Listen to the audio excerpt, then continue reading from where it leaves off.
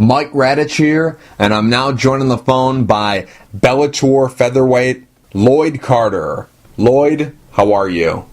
I'm doing good, man. Mike, how you doing, man? Doing good. Thanks for asking. Lloyd, the name of the game is really random. That's where I ask you a random question and you give me the real answer. Some of these questions are custom made just for you, and some of these questions are generic ones that I ask all the people I interview. So, here's the first question. Superpower you'd love to have? Invisibility. Favorite movie? Oh, my favorite movie? Oh, man, that's a good one.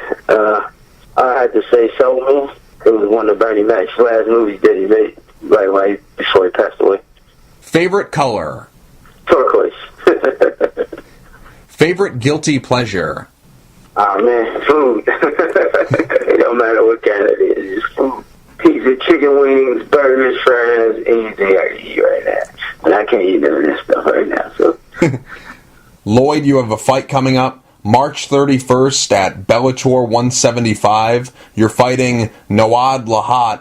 Because the fight is right around the corner, what's your schedule looking like from now until the fight? From now to the fight, I'm just training twice a day and just working out and then getting as much rest as I can in between training sessions and doing a lot of interviews too, since I'm on the main card for the Bellator 175. So it's been a busy couple of weeks.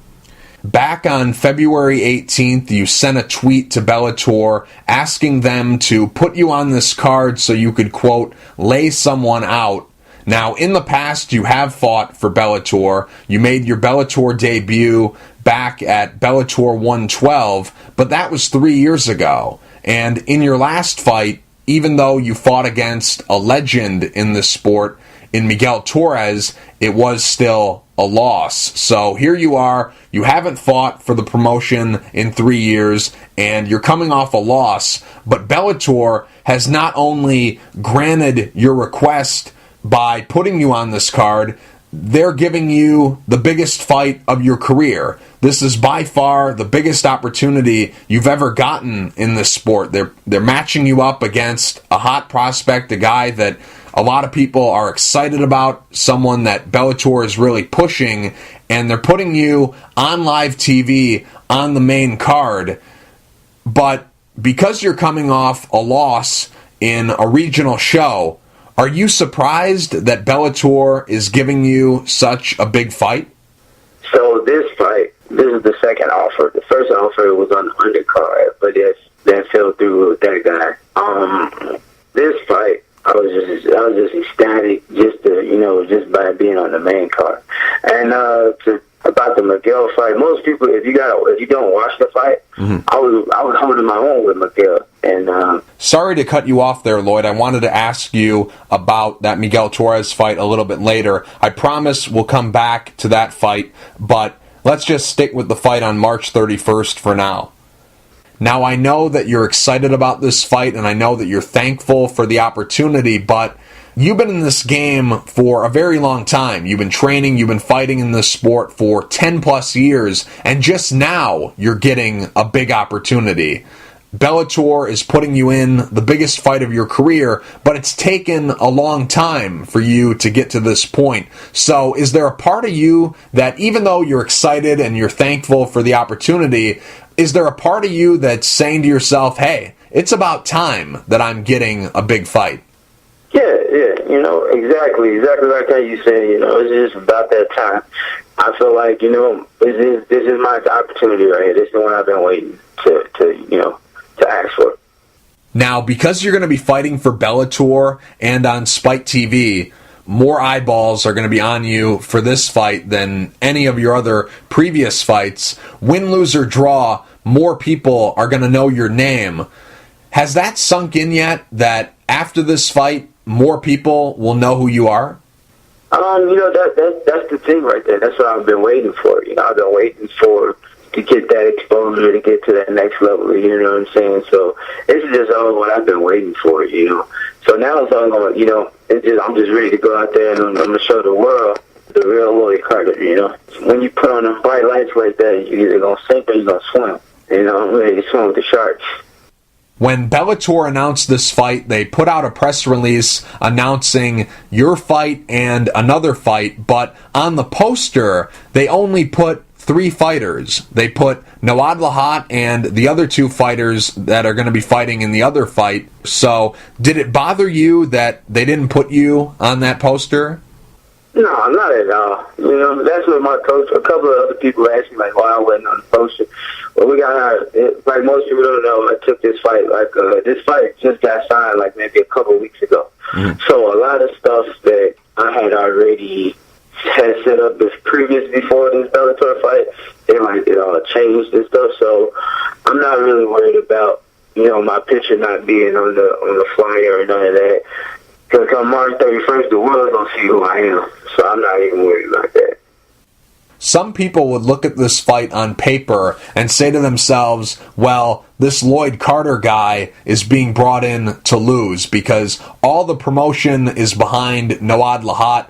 Bellator is really promoting him. On the flip side, there's you. Bellator left you off the poster. Then his record is impressive at 10-2. And on the flip side, there's your record, 11-8. That record isn't very good. And then a lot of people think that he can be a big star for Bellator. A lot of people are very impressed with what they see from him.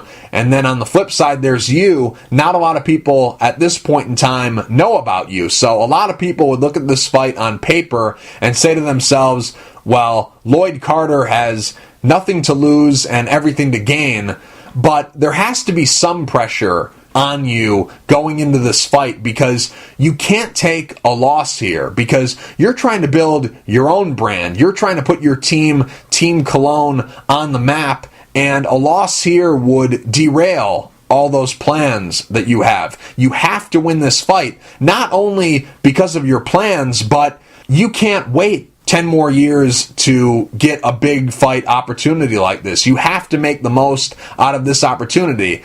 You're not exactly old in this sport. You still have at least 5 more years, but you're not exactly 18 anymore. So you're running out of time to make a serious run in this sport. So a loss here would be devastating to your career. So there has to be some pressure on you going into this fight. A lot of people would say there's no pressure on you at all going into this fight. You have nothing to lose and everything to gain. But are you feeling any pressure for this fight? With my just personal pride on myself, it's just like I'm just going to get the W. Mm-hmm. This is I can't. I can't really. Losing is not even crossed my mind. You know what I'm saying? Since I got the fight and I've been knowing the fight, winning. Winning is all I've been thinking about when I'm in practice, when I'm in training, when I'm running, when I'm working out. That's all I'm thinking about is winning. And yeah, like you said, this is my coming out party fight. Most people look at my record and they say it's 11-8, but most people don't know. Like I'm better than what my record is. A couple of those fights that I took, I shouldn't have probably took early in my career, but it is what it is. If I knew what I knew now, I wouldn't be saying that. Mm-hmm. But I've never backed down from a fight, never backed down from a challenge. So this fight is a very winnable fight for you because Nawad Lahat, his 2 losses have both been knockouts. Now, in fairness to him, both of his losses have been by way of flying knee KO, but still, the point is he's been knocked out before, and you have very heavy hands. You're capable of putting anyone away. So I know you're not going to tell me what your game plan is, but do you see a clear path to victory for yourself on March 31st? Just in my mind, I've already got it mapped out in the fight. Like, I'm just going out there and getting a W, Everybody knows the fight starts off on his feet, so I'm going to see what he can do on his feet, And then if we just so happen to just go to the ground, and I know what to do when we go to the ground. So, like I say, it's pretty much already in my head that I'm going to win this fight. So that's the thing. You can't, once a man his will is set, you just got to go for it, And if people really want to get technical, if you look at I can't pronounce his name, Lloyd. You look at his record. His record is kind of padded before he got to the UFC. So, and then when he did fought some people in the UFC, he squeaked out a couple of decisions, but he's been knocked out twice, like devastating fashion. Mm-hmm. So I've never been knocked out. You can check my record. Never been knocked out. So I'll take my chances all day with that.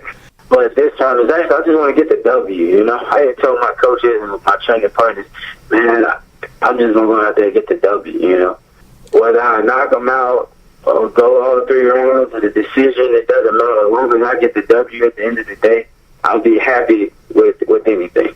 Because once you start, I learned this too, and like I said, I'm a veteran in the game. I learned this too. Once you think that you got it all planned out, you know what I'm saying? Like, I'm just going to go in there and just going to knock this guy out. Then that's when, you know, they want to take you down and they want to hump you for 3 rounds and ink out a decision like that. So I'm prepared to go for wherever this fight, you know, goes. Before you got the offer for this fight, how much did you know about Nawad Lahat? No disrespect to Lahar, but absolutely nothing. No disrespect to him. You know, I've never heard of him, and I've never seen him fight before, and that's the honest God truth. You probably don't care what he thinks, and you're probably not worried about what he's going to do in the fight. You probably only care about what you're going to do in the fight, but what do you think his camp is telling him to do against you in this fight? Probably look for the takedown and submit me. That's about it. Because I do know he's a black belt in jiu-jitsu and he's a black belt in judo. So they're probably going to try to get me down to the ground and try to submit me. But, you know, since the Miguel fight, I worked on some things that I needed to work on to improve myself. And then more than anything, after the Miguel fight, I kind of just had a talk with myself. It's like, come on, man, we gotta. If you really want this, the next fight, we gotta make a statement. And my next fight just so happened to be on the biggest stage. So this is my time for me to make a statement for myself. As you said, push my brand, push my team, push my city. So I'm just ready to go, man. Do you have a multiple fight deal with Bellator, or is this just a one-off for now with the potential, should you do well on March 31st, to earn a long-term contract? What exactly is your contract status with Bellator? I do believe as of right now, it's a one-fight deal. I do believe I let my manager handle all that. They just tell me to show up and fight. You know, that's all I do. I try not to have to worry about those type of things, if that makes any sense. Because I personally think that if you let a fighter mindset, like, try to handle that, I'll be trying to act for Rampage Jackson type one. Right. So I just let my manager handle all that. Who's going to be cornering you for the fight? My longtime coach, Steve Colon. One of the best jiu-jitsu practitioners that I know, Jeff Neal, and my good buddy and friend and brother, Ray Davis, will be in my corner for the fight. Since you're going to be the first fight on the main card on Spike TV, how many warm-ups are you scheduled for? 1 or 2? Only 1, yeah. Like you said, I fought for them before. Like, I was scheduled to fight a fight before the card was over. Somehow one of the fights ended up going either too long or ending too soon. So they pushed for the main event to go right through, and then I ended up having a fight at the end of the main event. And the first time, like the first warm-up against Diego, right, I take down from Diego. He beat me the only way he could. If you was watching the fight, he beat me the only way he could. One mistake, and he beat me the way he could. The only way he could. I was feeling fine. They told me to get ready, warm up, you up next. And then, my first warm-up, I was hitting on all cylinders, and my adrenaline was going. And I was like, yeah, you'll be after the fight. I was like, what? I was like, okay. I thought this type of stuff only happened on, like, local promotions. Mm-hmm. I didn't really think that stuff like that happened with Bellator. But, hopefully with new ownerships and Scott Coker, hopefully he runs if he ran Strike Force the same way he runs Bellator, I know it's going to be a tight shit. I've already liked the fact that they brought in the curved gloves, that they have a strike force instead of the open hand gloves that they have with the old Bellator. So now this fight is going to be taking place at featherweight. You're normally a bantamweight. You normally fight at 135. In the past, you have taken fights above 135, but is this a permanent move for you? Are you going to be only fighting at featherweight, or is this just what was offered to you and you agreed to it? No, this is actually what was offered to me.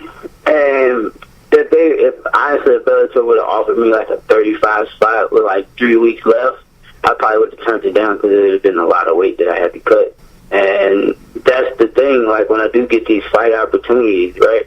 They've been knowing about Bellator coming to Chicago for quite a while now. At least the Bellator people have, right? Mm-hmm. So within the last month or so, this is when like they reach out to all the local guys.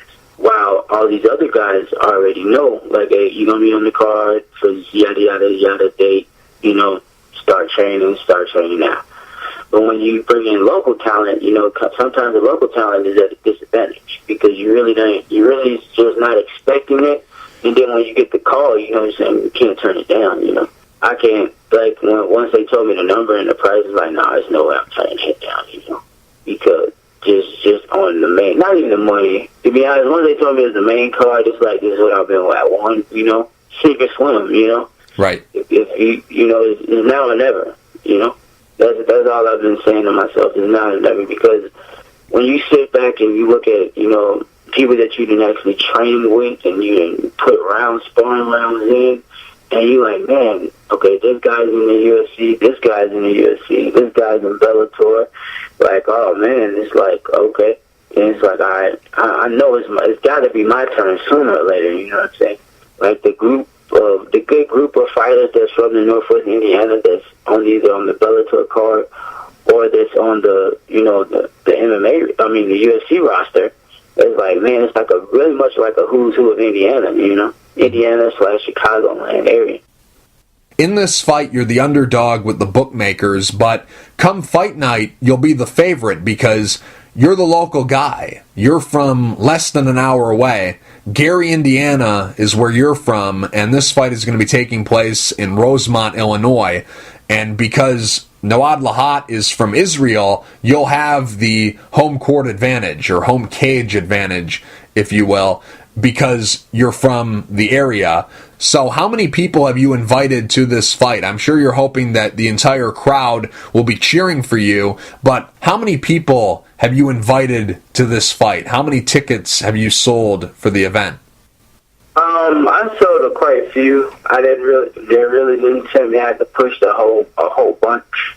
And I got a couple of teammates that's on the undercard, and they're not making as much money as I am or being on the main card. So I kind of like gave them some of my tickets so my little brothers can make some little bit more money too. Not most people would do that, but hey, that's just me. Now, I've known about you for a very long time because you fought against a guy from my neck of the woods, Derek Mandel, a few years back. Oh, yeah, little T-Rex on Yeah.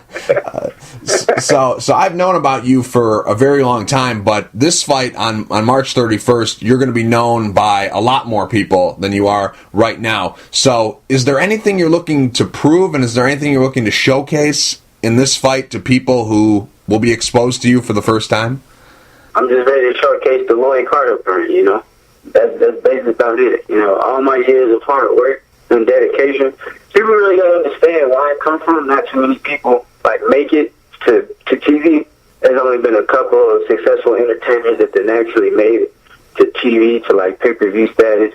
That's from my area. The late great Michael Jackson, the Jackson family, Mary McGee, WBC former world champion, and then my buddy DeRay Davis has fought multiple times on Elite XC, Strike Force, and all that. So there's only quite a handful of people that's able to make it from the area that I'm from to this national stage. So I feel like, it's only right that it's my turn to lead the way, Hobbies outside of fighting? Hobbies, I feel like to fish and play video games. I try to call myself an avid gamer, but I'm in the gym too much to be playing video games like I want to. So it's like, you know, I can be able to take a nice little trip somewhere and just chill for a little bit and then get back into fighting. Xbox or PlayStation? Xbox One. I was a PlayStation kid growing up, and then when I got older, I switched over to Xbox. Do you have a favorite video game? Yes, I do right now. It's Madden 17. There's 3 games that I buy each year that they come out. Madden, basketball, and if the UFC game come out, then I buy the UFC game. Yeah. That's all I'm playing right now. Same here. Well, just Madden and UFC too. That's basically about it. Do you have any pre-fight rituals or superstitions? Pre-fight? Just eat. That's about it. Just eat. I need a Subway sandwich before every fight. If you can call that a ritual or something like that, that's what I do. I eat a Subway sandwich. I don't try nothing different. That's why you can't mess up. That's why it's a ritual. You got to stick to the same thing, you know what I'm saying, and do that. Tell me about this sandwich. What's on it? Fight day, I just keep it real simple. Some lettuce, some cheese, some turkey, and a couple of pickles, and that's about it. Do you have any post-fight rituals? Post-fight rituals, depending on where I'm at. If there's a White Castle by me, I usually grab White Castle after the fight. And I always try to go to the after-fight party instead of the hospital. So I guess that's a good ritual that I've been able to keep going for quite a bit. What motivates you in life and in fighting? Well, now that I'm a new father, like my 7-month-old son, he just turned 7 months today. He's my new motivation. He's my new inspiration to life, you know. Him and my 6-year-old daughter, they're my inspiration, my kids. It's crazy because when I first started fighting, I said my mom was my inspiration and all this and all that. Then my mom passed away. And then it's like now I got kids in my life, so now I'm like making a better future for my kids.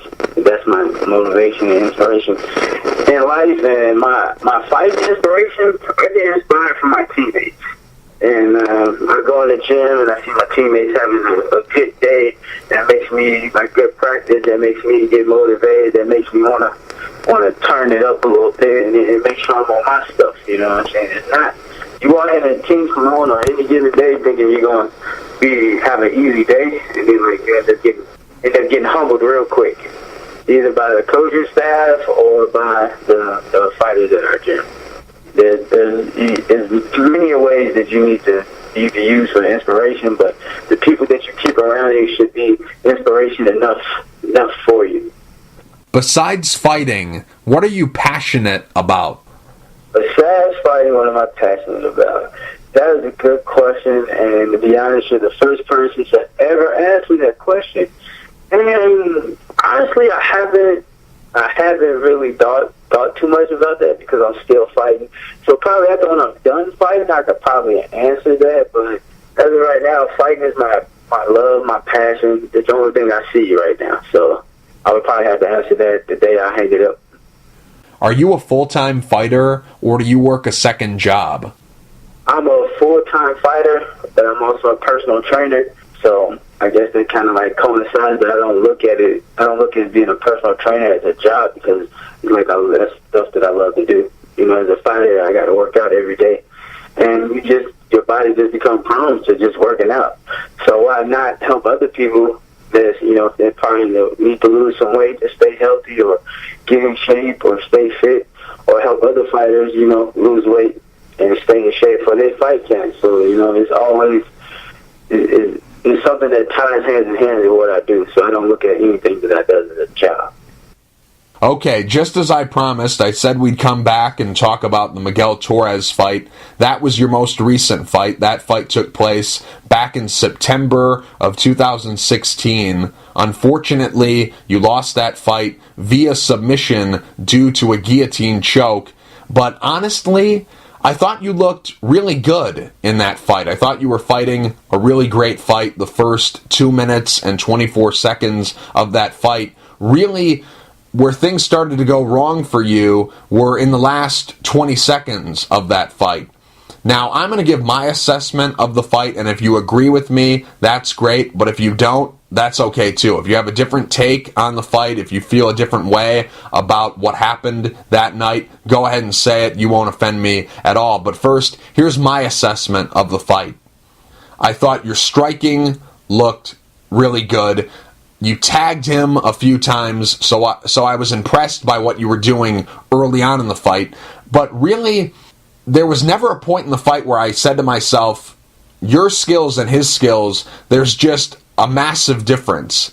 I thought skill-wise, you guys were pretty even. It's just that Miguel Torres has so much more experience than you, and a big factor in that fight was experience because he was able to use some veteran tricks on you, and he was able to use his experience, and he was thinking maybe one or two steps ahead of you because early on in the fight, he used this entry where he got close to you only to pull guard and then go for a leg lock, and you were able to get out of that, so that was impressive on your part. You were able to get out of that and then return. You waved him on and said, hey, come back up here, get on your feet so we can strike some more. So that was good for you, but the next time that he closed the distance and tried to do that, instead of pulling guard, he threw a knee, and that's what put you down. So it was just a veteran trick like that, using a different entry, and that comes with experience. Then when he got you on the floor, that's when he started thinking one or two moves ahead of you because he started ground and pounding you, but that was only what he was using for a setup, so eventually he could guillotine you because he was thinking, okay, well, if I start ground and pounding this guy, he's going to move, and then maybe he'll shoot on me and give me his neck, and that's exactly what you did, and that's where his experience was able to shine through, him thinking one or two steps ahead of you. That's how he was able to beat you. It's not that he's more skilled than you, it's just his experience. He has way more experience than you do. So that's my assessment of the fight. Is that a fair assessment of the fight? Do you agree with what I just said, or do you have a different take on the fight? Yes, that's actually a fair assessment of the fight. And most people don't know is I took that fight on 3 weeks' notice. Mm-hmm. And that's a fight that I've been wanting since I started fighting, since I turned pro in 2009. And I felt like it. I felt like if you watch the fight, I felt like I was real confident going into the fight and everything like that. So there's a couple of things that, like you said, he caught me with some veteran moves, and maybe paid for it. And my hats off to him. I don't take nothing away from him. That night, he earned my respect, and he showed me why he's a former world champion. And there's a couple of other things that I didn't really notice that I noticed until after the fight. And that was that we wasn't wearing 4-ounce gloves, we was wearing 6-ounce gloves. Mm-hmm. And yeah, I think we would have been wearing 4-ounce gloves. My punches that I landed early on in the first round, it would tested his chin a little bit better than the 6-ounce gloves that amateurs wear. I picked up on that. I noticed that you were wearing bigger gloves, but I also noticed that this cage was tiny. This has to be the smallest cage I've ever seen. I don't know what the dimensions are, but it looked really, really small. There's that old saying that goes, it was a phone booth fight. But this literally was a phone booth fight because this has to be the smallest cage I've ever seen. It looked like there wasn't enough room for you, Miguel, and the referee, Rob Hines, to fit in. Rob Hines, it looked like he was going to trip and fall over you guys every time he tried to do something. Every time he tried to move to get a better angle to see the action, it looked like he was getting in the way. This has to be the smallest cage I've ever seen. So, is this cage as small as I think it is? Because it looked tiny on TV. Yeah, because that's the first time I fought in their new cage, I take it. So it was a cylinder, it's like a circle. Mm-hmm. It wasn't like a hexagon. It was actually a circle. So it was a grappler's cage. A lot of wrestlers like those type of cages. When you're a striker, sometimes fighting those small spaces, you don't want to overextend or overthrow anything because by being such a small cage, they can shoot in underneath you and bring you back. I mean, you picked up on everything. You saw everything that I saw, that I knew that was going on. So that right there tells me, you're a student of the game, and you watch and you observe, And yeah, so. Before the fight started, you and Miguel Torres had this epic stare down. You got in his face, he got in your face. It was great, but why was there such an intense stare down? Is it because it was the heat of the moment, emotions were running high, you guys were getting ready to fight each other? Is it because of that, or is it because there's bad blood between you and Miguel? Why was there such an intense stare down? I don't think that was on the line for that fight. Is King enough was at the end. That was about it. Because everybody got his following, and I got my following. And for a long time, that's all you kept hearing is you can't beat Miguel, you can't beat Miguel. Would you fight Miguel? Miguel this, Miguel that. And at this point in my time, it's like, I understand that's Miguel Torres, but come on, people, I'm Lloyd Carter. And I'm not going nowhere. And if his name come up, then I'm going to say, yeah. My coaches, my trainer partners, everybody already knew. It was, when I first started off, right? Check this out. When I first started off, it was 5. When I turned pro, I told my coaches 5 fighters that I wanted to fight. Because back then in the day, if you fought these 5 guys, you know, these 5 guys were tough. They were legit. Jason Tabor was one of them. It was a good Portuguese wrestler that could throw hands a little bit, but he was one of them. Eddie Chavez, Elton Chavez was one of them. Dirty was one of them. He's a good veteran fighter. He was one of them. Wade Cho is the person that I actually fought out of the 2 out of the 5 people I'm going to name. I fought Wade Cho. Eddie Weiland at the time when I turned pro. It's like, all right, if I get to Eddie, that means, you know, I'm good, you know. And then Miguel Torres, because he was the WEC Featherweight 135 champion. So if you look those guys up, those guys are tough guys. And to be honest, I'm one of the last fighters that's from that tough guy era. A lot of these up-and-comer guys, you know, they're taking the easy routes with, like, padded records and get to pick and choose. I don't want to fight this guy. I want to fight that guy. And then you look at their records, and it's like, oh, your records ain't matching up to the level of talent that you say that you're fighting, you know? You beat Ken Bones, and then you get to the UFC. It's like, only thing the UFC sees is that number. Oh, he's 10-0, prospect, pushing through.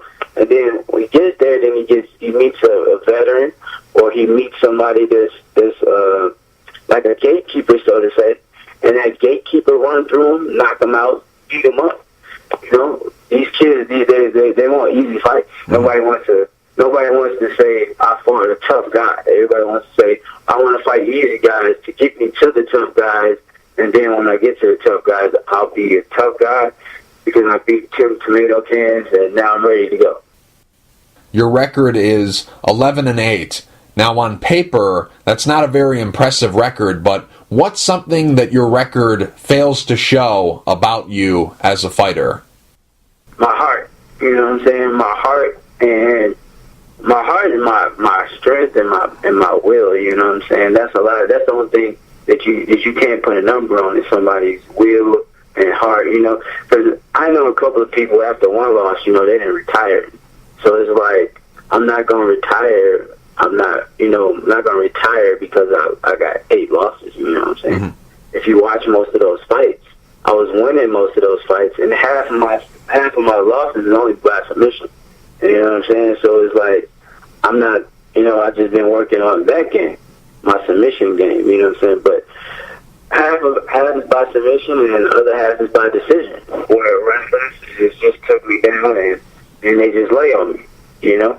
And I know it's my job to get up, but if I'm holding on to, you know what I'm saying, to stop him from just laying on me, and there's no action on top, how you just let somebody lay on you the whole time, you know what I'm saying?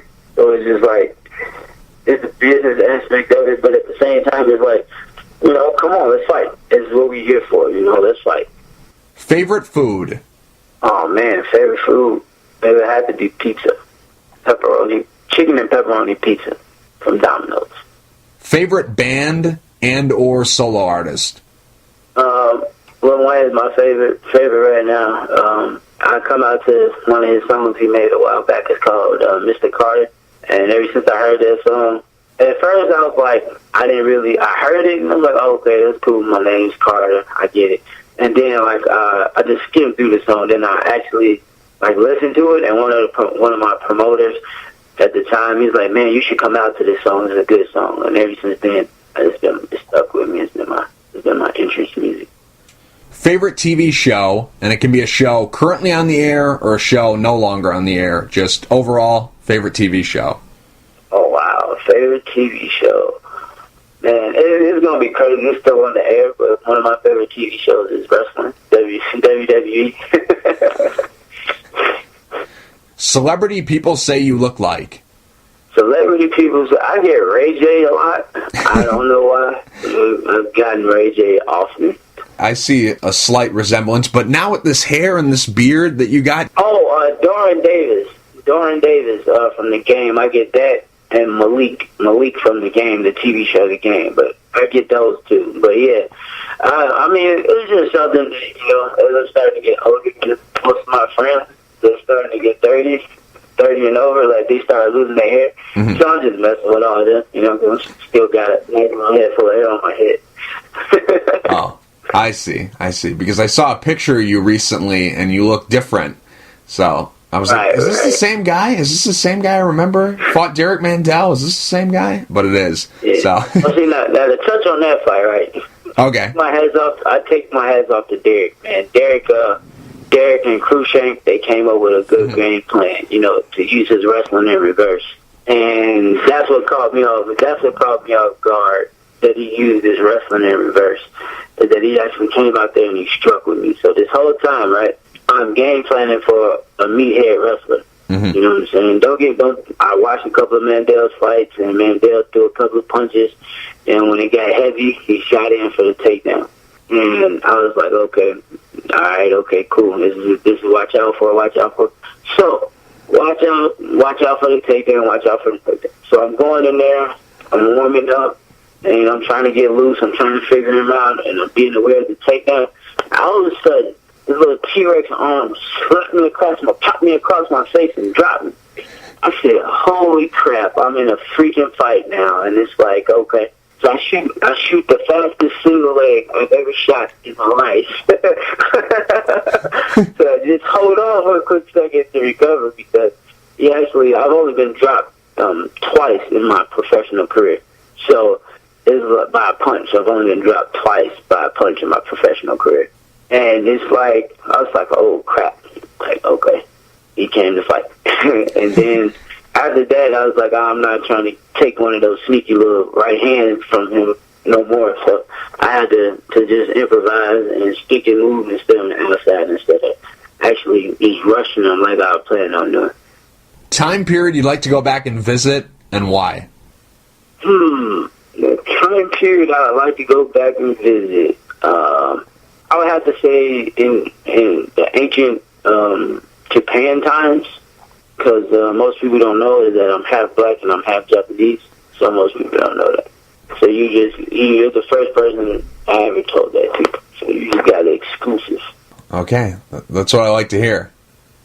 Go-to song when you're singing in the shower. Go-to song when I'm singing in the shower?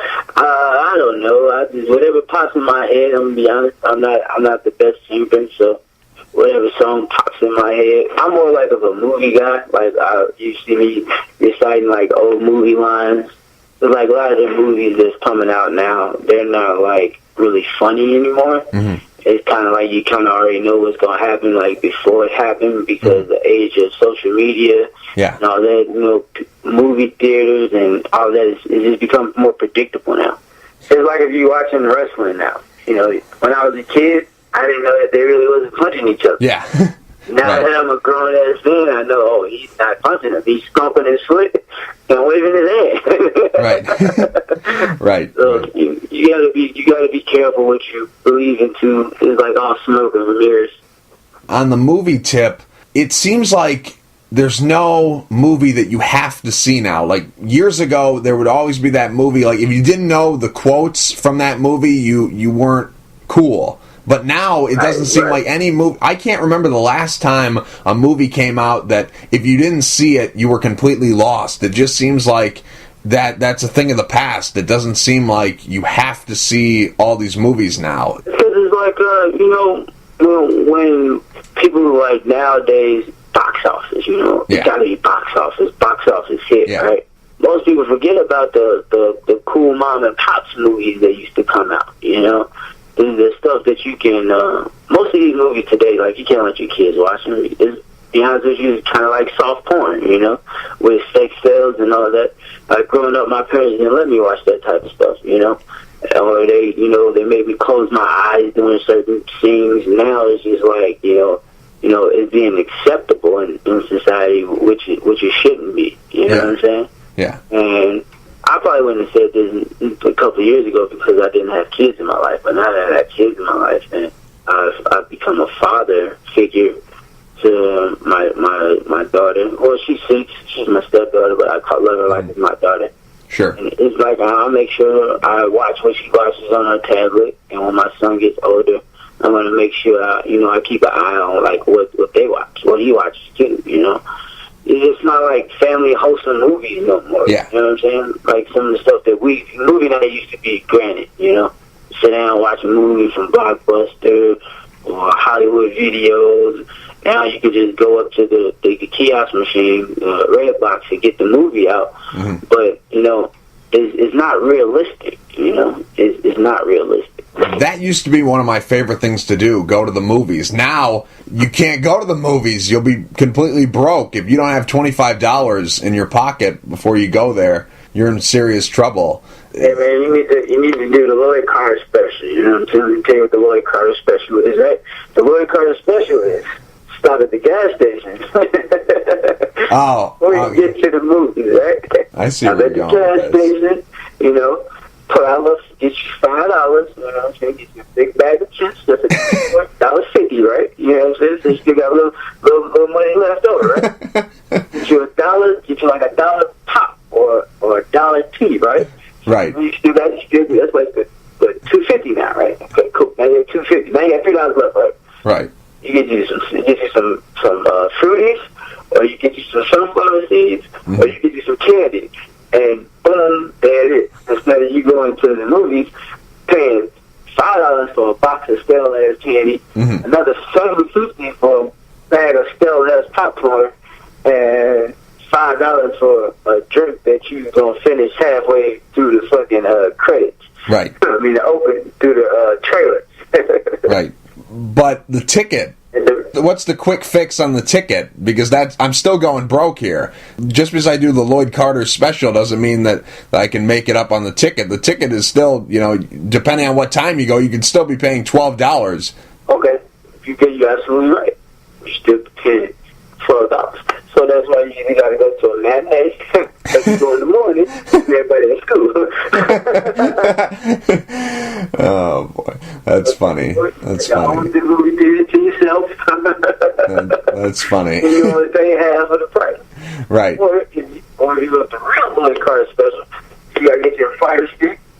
If you sit at home, right. You can watch it. You can watch the movie from the comfort of your own home, eat your own food, drink your own drink. This is great. This is great. You need to market your own movie guide. Right. You know what I'm saying? And if you got on, don't let me go to the movie with cargo shorts on. Oh man, I'm gonna have me like a little hamburger in my pocket, $40 in my pocket. Hey, you gotta take advantage of it, man. You gotta take advantage of it. Well, you said you love White Castle, so you could fit about 10 of those in your pants. Hey, snack them right in your. Or if you got a fiance like I do, I just tell her, you know, put it in your purse. Right. Or if you get a little kid, you know, pack a sandwich in a diaper bag. Yeah. Right. There's ways of getting around it. Right. I like the way you think. Very creative. If you could stay one age forever, how old would you stay and why? 21. I'm old enough to drink, old enough to go to all the clubs and bars, and everybody wants to turn 21. I remember when I was 21, I was just young and energized and full of energy. If I knew what I knew now at 21, oh man, we would have been had this phone call a long time ago. But that's something that everybody's got to come to terms with. You know, it's good old Father Time. You know, he waits for nobody. So, like I always tell people, you know, I've been fighting for 10 plus years, and to be honest, you know, fighting's a young man's game. But before to get to a young man's game, you got these old war horses that's still in the race. You know what I'm saying? So it's like you got to be mindful. You just got to respect the sport and be mindful of what's going on around you. You just got to accept the fact that one day you're not going to be able to fight. And as a fighter, by me, like the 21-year-old me would be like, dude, you're soft right now. But it's not me being soft. It's just that I'm coming to the realization that, you can't fight forever, Trust me, I'm not in here for the long haul like Dan Henderson. Nobody will be punching me in my face after 40. I will be probably a coach or a trainer, but I think I'm gonna stop taking punches to the face around like 35. So that's my window that I gave myself. But then you gotta think about it, man. I'm just a kid from Gary, Indiana, living a dream. I'd be lying to you if I said, yeah, I knew I'd be this like son of a star or like a big name in the fight game or around this area like 10 years ago, like when I started. I'm very happy and grateful for every opportunity that I had in life. Most of all my opportunities came from me fighting, or what I've gotten earned in this life has been from fighting. So I respect the sport, and I love doing this. Like, I don't look at it as a job. I look at it as just my passion, something that I love to do every day. And as my good buddy and good friend Tom Schoaf would say, once I found out I could get paid to beat people up and punch people in the face for a living, I said to myself, there's no other way to earn money than doing that.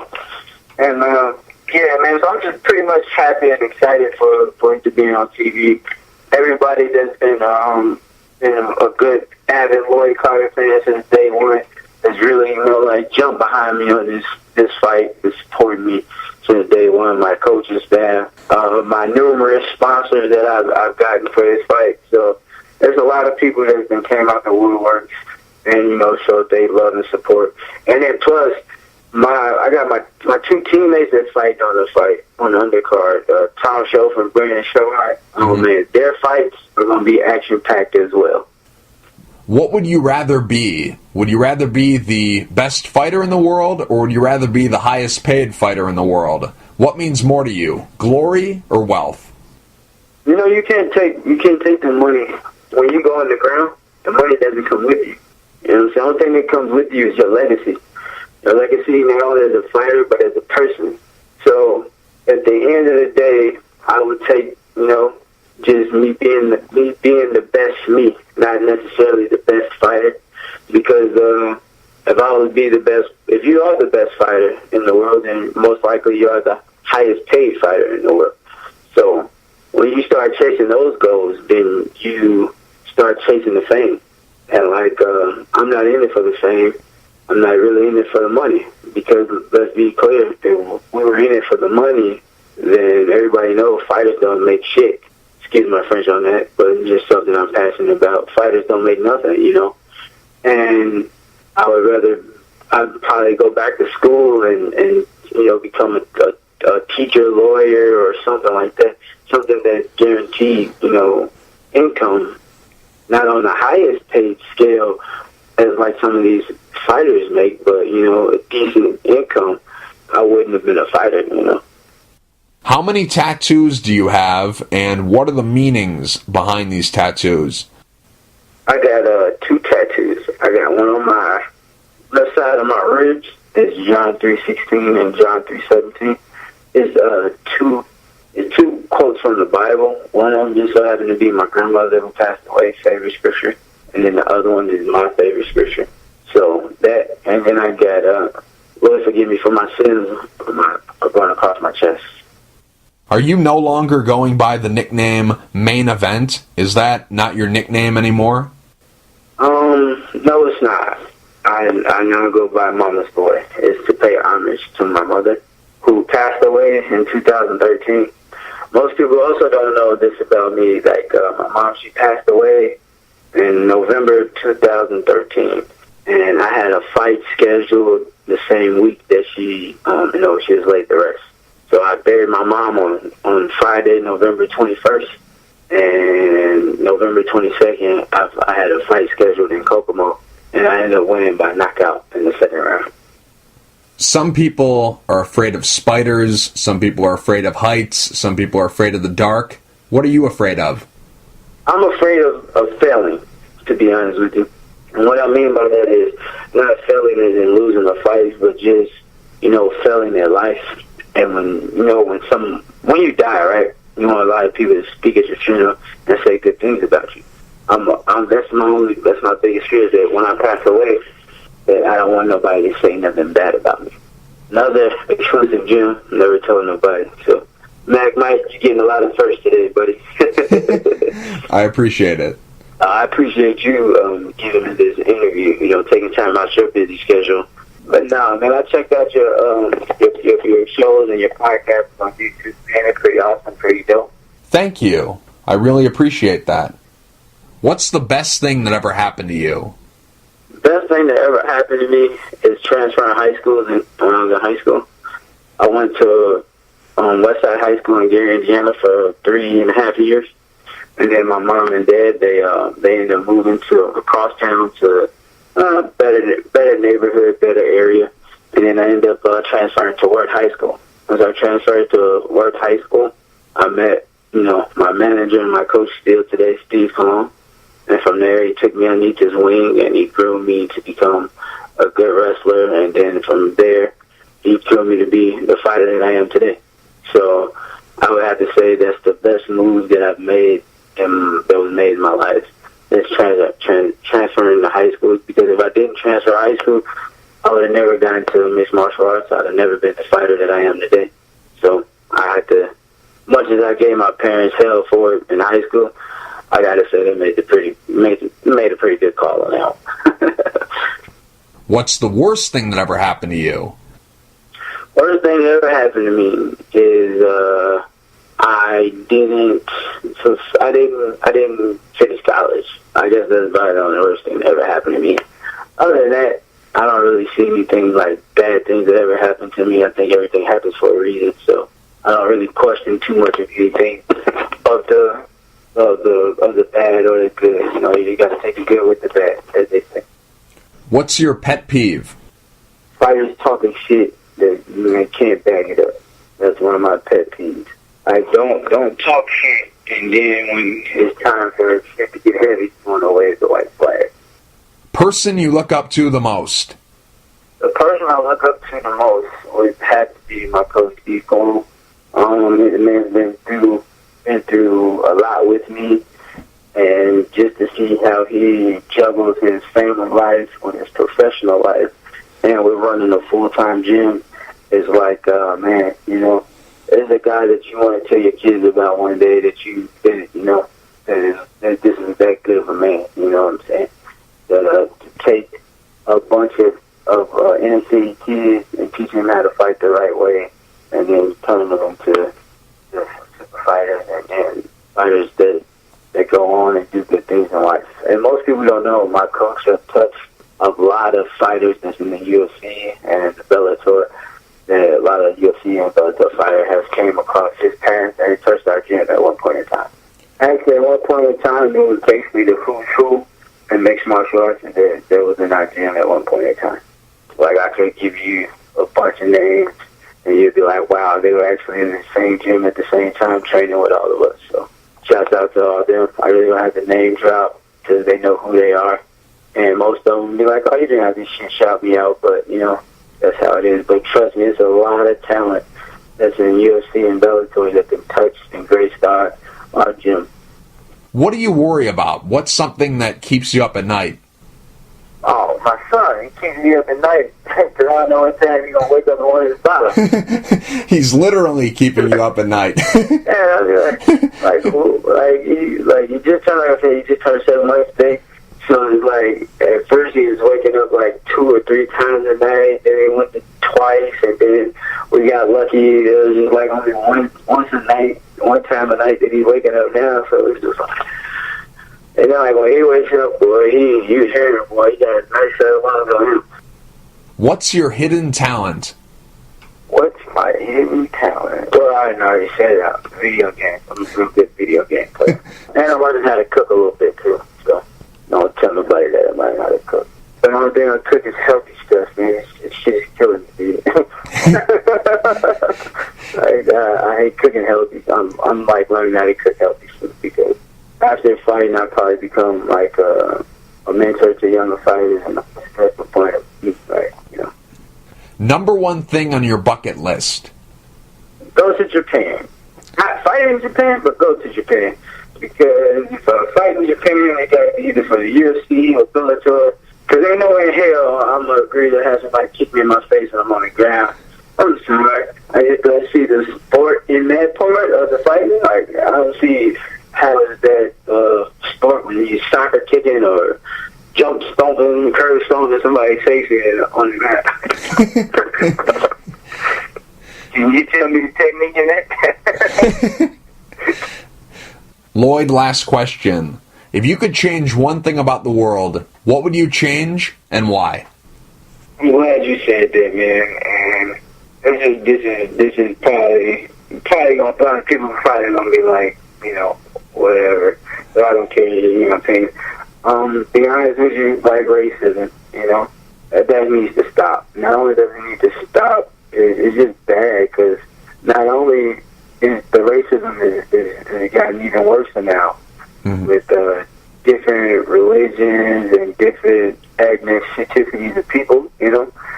You know, everybody should just love everybody, you know, and get along, not see color, but see the content of somebody's character, you know. And not only that, like right now what I'm seeing a lot is a lot of hate towards the Middle Eastern people, you know? Right. And it's like some of the Middle Eastern people that I know are like real good people. You know, the guy that owns the gas station down the street from my house, I've been knowing him for years. It's another, he also owns this other store that when I went to a kid, that he was there. And I walked in there the other day, and he's like, man, I still remember you from Snot, those kids. I was like, yeah, you know. And I got a couple of buddies that's, you know, that's of the Middle Eastern descent. And, you know, not all people are bad people, you know. Right. It's like, you know, not all black people are thugs and gangbangers. You know, not all white people are, you know, card-carrying members of the KKK. You know, you just gotta, as you get older, you gotta wise up too, you know. Racism is still sad that racism is still going on in the world, not just America, but in the world. And I think most people just need to check their egos at the door, you know. Like, nothing like you saying, I don't want to interview you because you're black. You know, it's like, okay, I've never done nothing to you for you to, you know, for you to personally say, I don't want to interview you, but I don't want to interview you because you're black, you know. It's just stupid, you know. It's like, I don't want to do your interview because you're white, you know what I'm saying? So it's like, if you can do something to me as a person, then it's okay. Then I can understand why I wouldn't want to do an interview with you, or you wouldn't want to do an interview with me. But even then, it's like, what is the real problem behind it? You know, you got to get down to what's the real problem. And to be honest with you, what I really do believe is the real problem is social media. You know, everybody's got an opinion and a voice about something that's on social media, and most people now live by social media as a gossip. You know what I'm saying?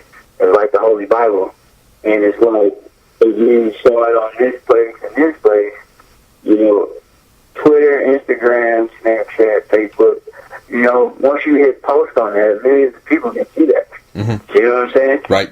So it's like it went from, you know, if you don't like this type of group or type of people, you know, usually you keep that shit to yourself, or you keep it to whoever's around your little circle or whatnot. So it goes from being, you know, hidden to now, like, it's open. You know, racism has a bigger platform now, and it's like, it's really crazy, you know? I would like to say, you know, you gotta look at yourself first, you know? And you gotta ask yourself, you know, are you racist? You know what I'm saying? And if you find out that you're racist, then you need to fix yourself first before, you know, you try to voice your opinion about something else, you know?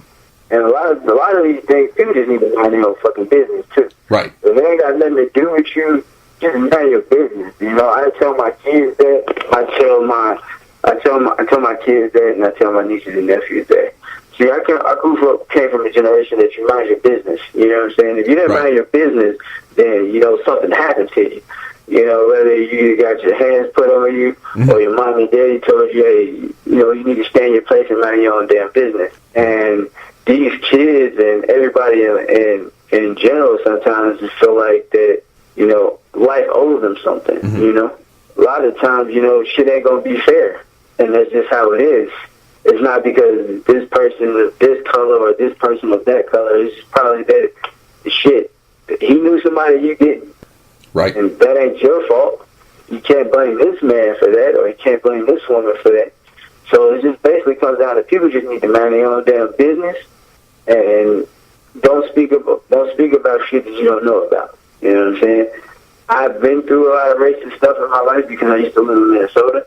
So I grew up with, you know, with white people calling me the N-word and getting into fights with them about that. But as I got older, it's like, okay, that doesn't bother me because you're calling me that, and me saying that me putting my hands on you is only living up to me being ignorant, you know? So instead of me doing that, I just be like, okay, who are you? You know? You gotta learn how to either diffuse stuff, or if you're gonna do something positive. Don't do nothing negative. Well said. Lloyd, real quick before I let you go, do you have any sponsors you'd like to thank, and is there anything you want to say to the fans? Yeah, I got a couple sponsors I would like to thank, and I'd like to tell all my fans that you're in for to see a new Lloyd Carter, and, you know, I'm ready to take this show on the road, as I should say, you know what I'm saying? I'd like to give a shout out to one of my sponsors, Intel, Lawson, Olson Law Group, with Perry Olson, to get an attorney at law. Oscar Pizza for my big homie down in Kokomo, Mark Slater. Control Freak, Get Fit or Die Trying. Tattoo 2198, Tattoos and Piercing, and the Voodoo Lounge.